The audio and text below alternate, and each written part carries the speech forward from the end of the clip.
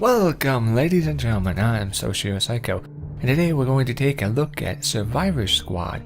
This was created by Endless Loop Studios, and it is a survivor-based top-down view where you need to survive in a post-apocalyptic world by gathering resources and fighting off zombies on different randomized maps.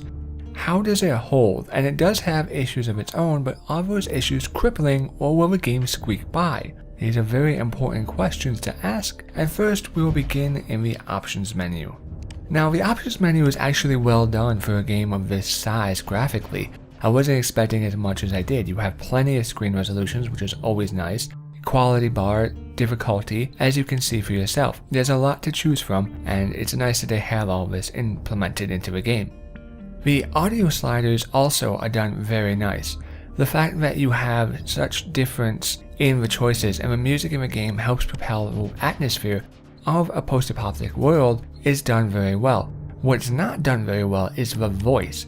Every time you give a command to one of your troops, he will sound off with a call to arms.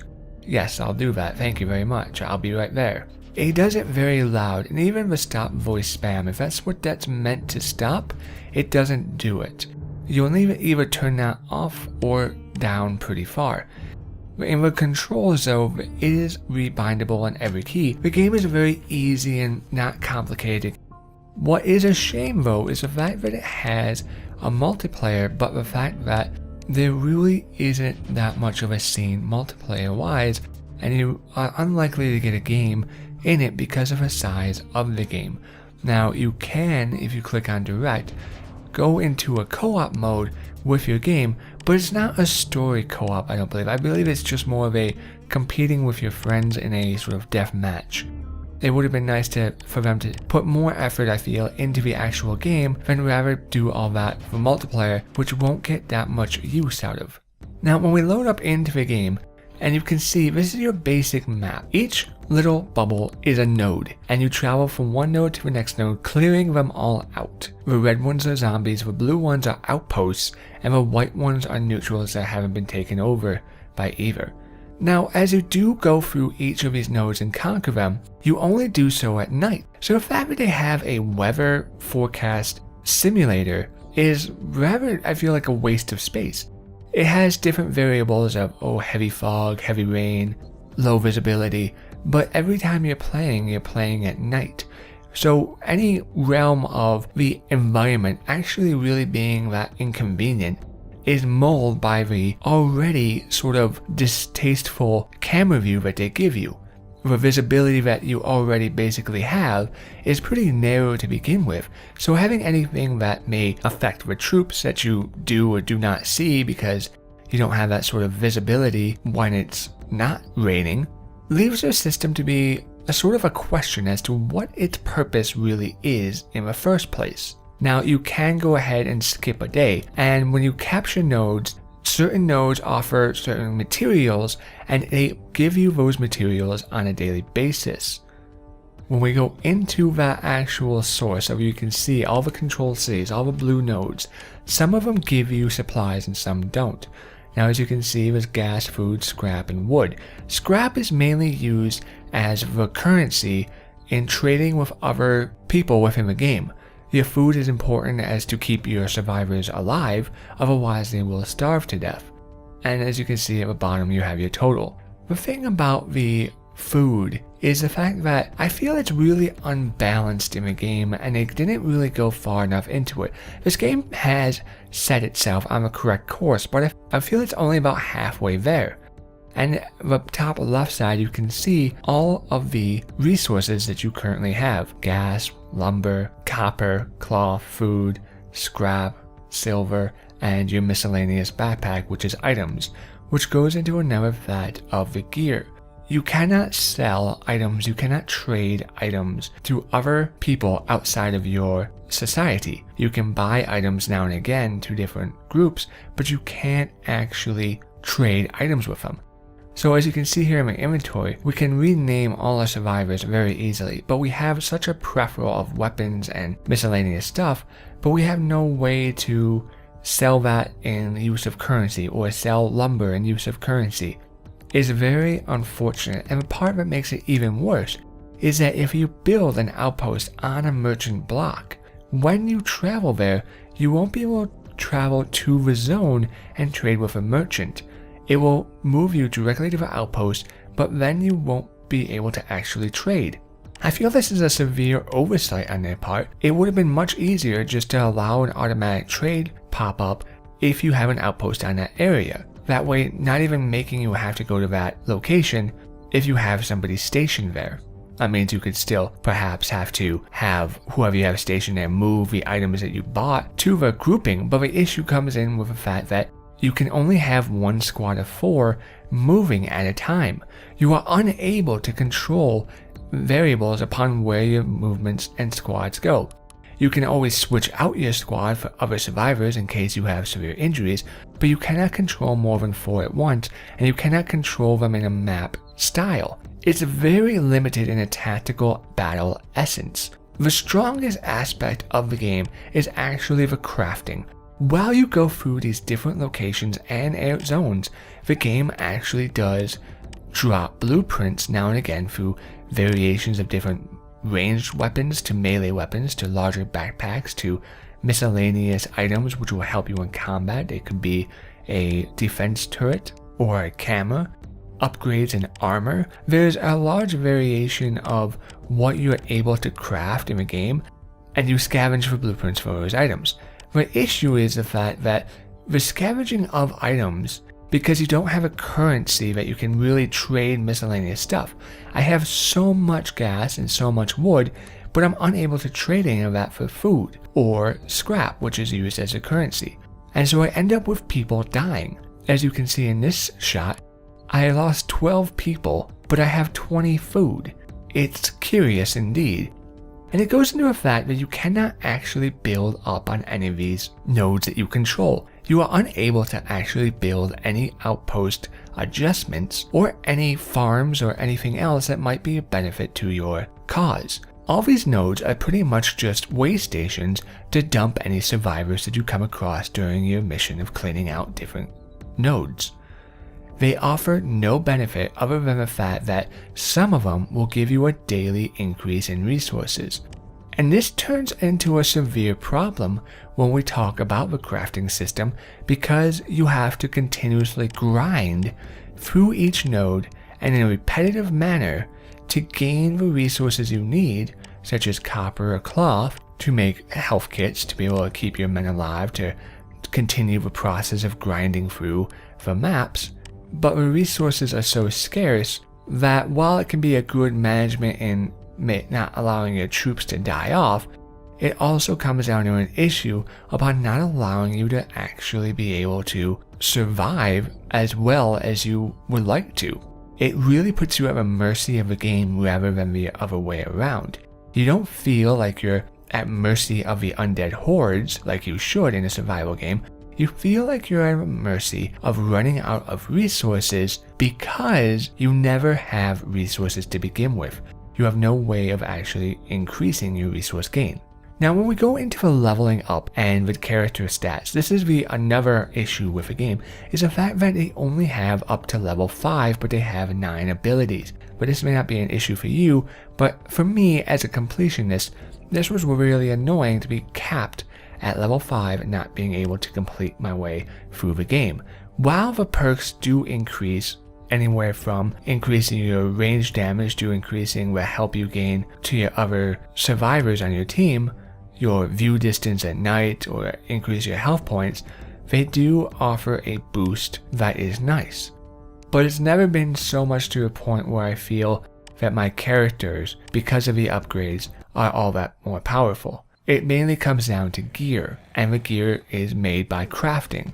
You don't find any items outside of guns that drop, and it's like, hey, here is the 17th gun that is the most basic gun. You don't find anything epic. You don't find anything trade-worthy when you go into these different areas. One of the most annoying things is when you go into an area, you can't put any items into your Jeep. You don't have a storage area on your Jeep, and everything you have is just off of the backpacks of your character.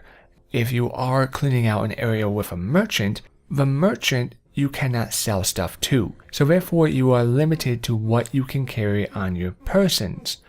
And you think, okay, well, how is that really horrible? Because that allows a little bit of realism. Well, the issue comes from the fact that if you loot the area looking for better items and you loot 2 buildings and there's a whole bunch of materials that could be useful, but there's also blueprints. So you take the blueprints and you come back. Not only when you do come back is the entire area cleaned out and you lose everything you opened up, every chest you opened up, every cabinet you opened up, every piece of item that you fell and found.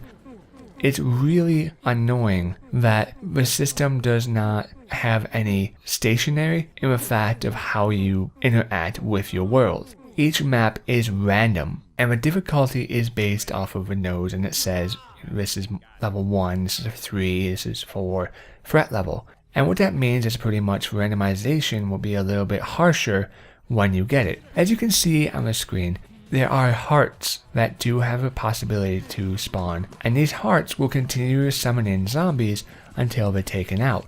There is a multitude of different mechanics like this, such as alarms or spotlights, which do have zombies continuously spreading into it until that you actually stop and turn off those things. You have unlimited ammo, and whether you feel that is a negative thing or a good thing, it definitely does one thing. It makes your movement throughout the game not as based on much stealth as perhaps they may have wanted. I found myself many times, even if there are hearts and I knew the enemy was going to respawn continuously, just continually using my guns because it meant that I wouldn't be taking as much damage if I had a quick and fast, efficient way of taking out the enemies.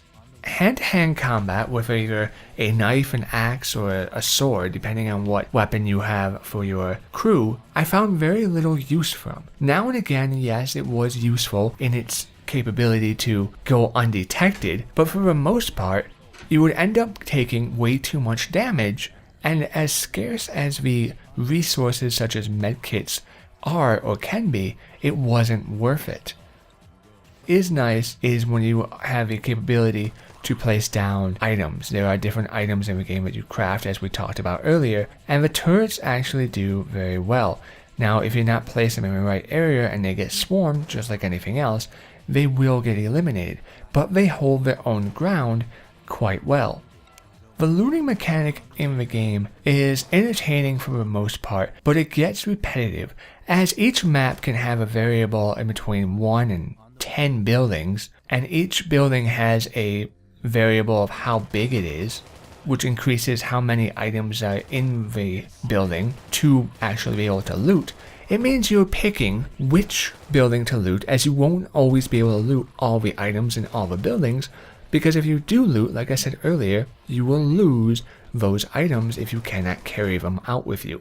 It gets repetitive. Doing it the first 50 times, you're thinking, okay, it's for a good cause. But then it just becomes annoying in the fact that the combat is very repetitive. The variation of the different nodes that you fight is perfectly fine.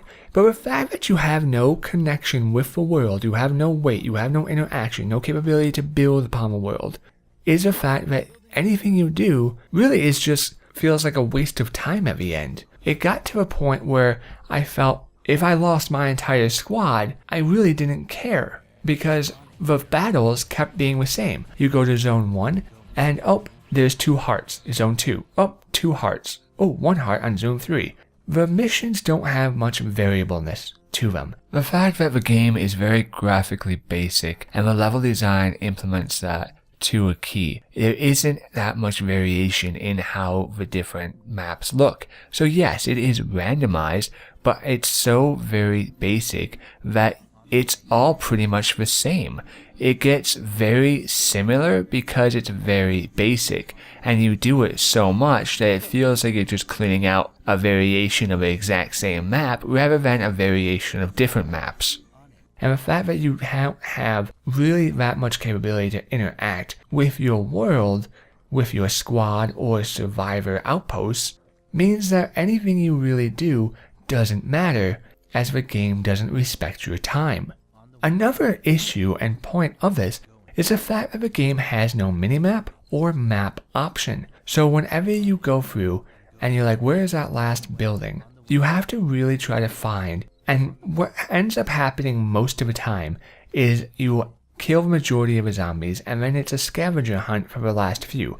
Now I have noticed here and there that the enemies will make their way to you if there's like 1 to 5, which is appreciated. But if you have more than 5, they usually just stay put and it becomes a scavenger hunt.